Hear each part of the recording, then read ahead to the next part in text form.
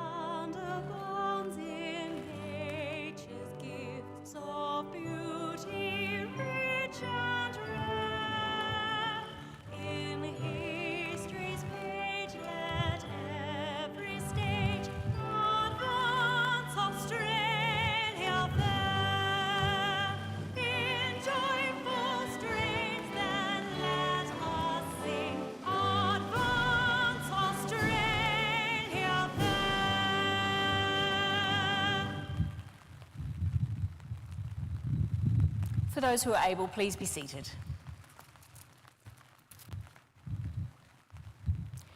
The Australian War Memorial was the vision of Charles Bean, Australia's First World War official historian.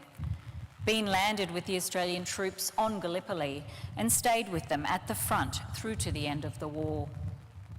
The idea of this national memorial and museum came to him at Pozières, France, in the depths of the bloody fighting of 1916.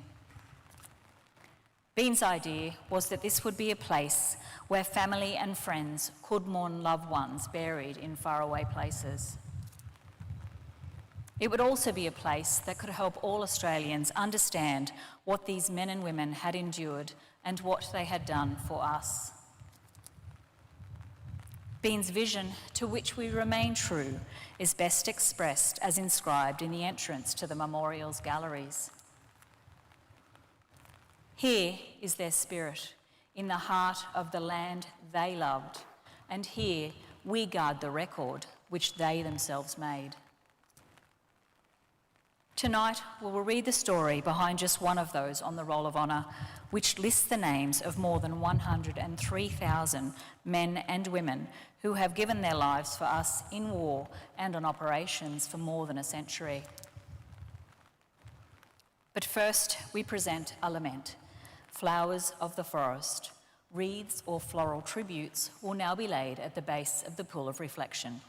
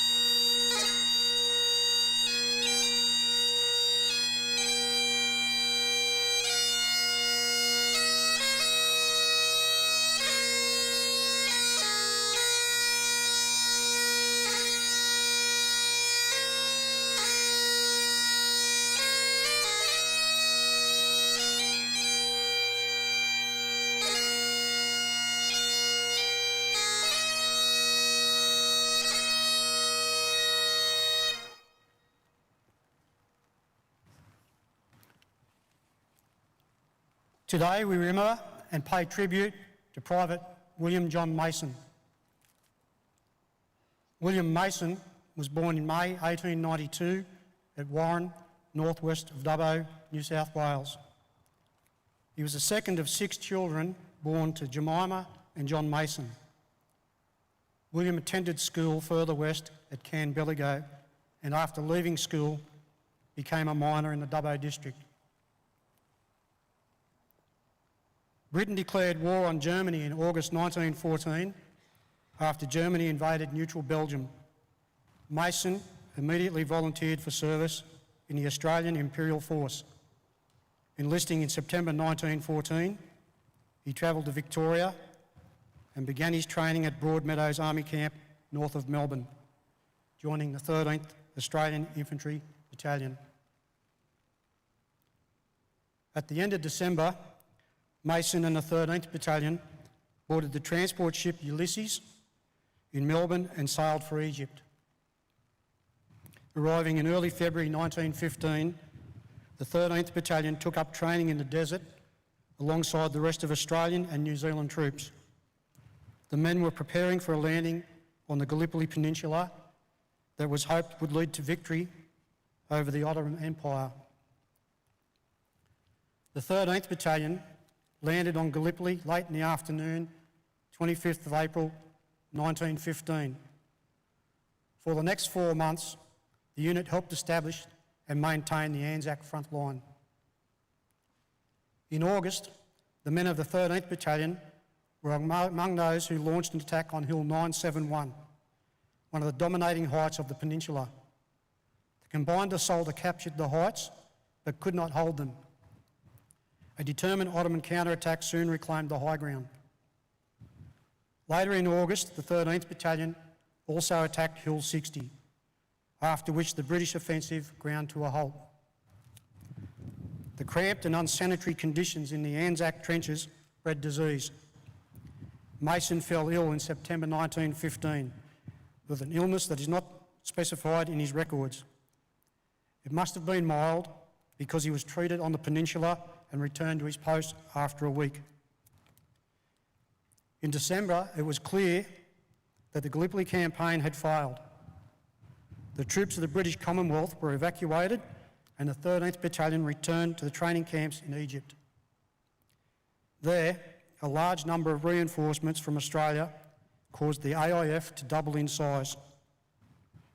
Together with the Gallipoli veterans, these troops undertook rigorous training and created a cohesive fighting force. In June, the 13th Battalion boarded the tranship Transylvania and sailed from Egypt to the port of Marseille in southern France. From there, the men travelled by train north to the town of Bayeux on the border with Belgium.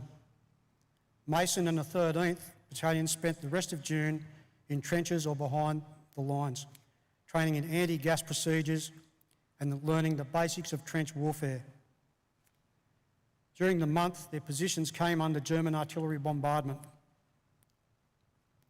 In July, German forces carried out trench raids as well as bombardment of the Australian positions. On the 5th of July 1916, Mason was badly wounded by gunfire or shell fragments during a raid. Struck in the abdomen and both legs, he was carried to the nearest casualty clearing station, where he died of his wounds. William Mason was 24 years old. He was buried in Bayeux Communal Cemetery Extension in France, alongside more than 4,000 Commonwealth servicemen of the First World War. His grieving mother chose the inscription, "A beautiful memory left behind and a duty nobly done." Mason's stepbrother also served in the 13th Battalion, enlisting in early 1917. Private Cyril Coles was killed in action during the Third Battle of Ypres in Belgium in September 1917. Private William John Mason is listed on the Roll of Honour on my right, among almost 62,000 Australians who died while serving in the First World War. A photograph of his headstone is displayed today beside the pool of reflection. This is but one of the many stories of service and sacrifice told here at the Australian War Memorial. We now remember Private William John Mason, who gave his life for us, for our freedoms and the hope of a better world.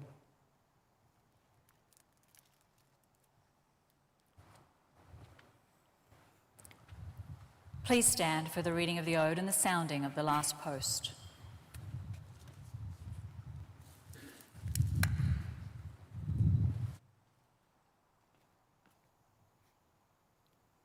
They shall grow not old, as we that are left grow old.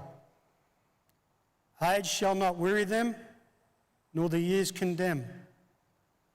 At the going down of the sun, and in the morning, we will remember them.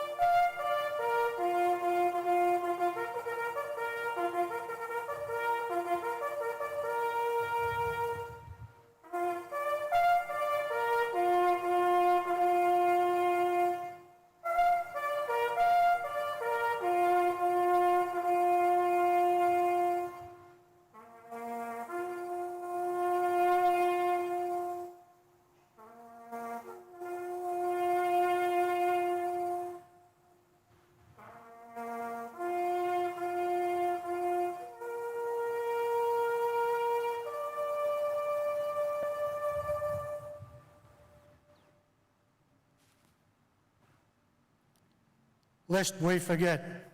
Lest we forget.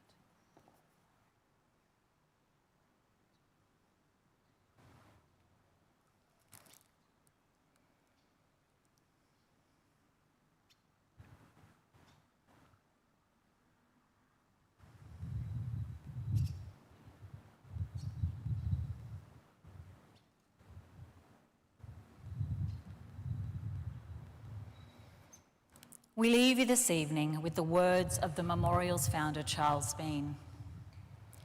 Many a man lying out there at Pozières or in the low scrub at Gallipoli with his poor, tired senses barely working through the fever of his brain has thought in his last moments, well, it's over. But in Australia, they will be proud of this. Ladies and gentlemen, girls and boys, that concludes the last post ceremony. On behalf of our director, staff and volunteers, thank you for visiting the Australian War Memorial today. We wish you all a very pleasant evening.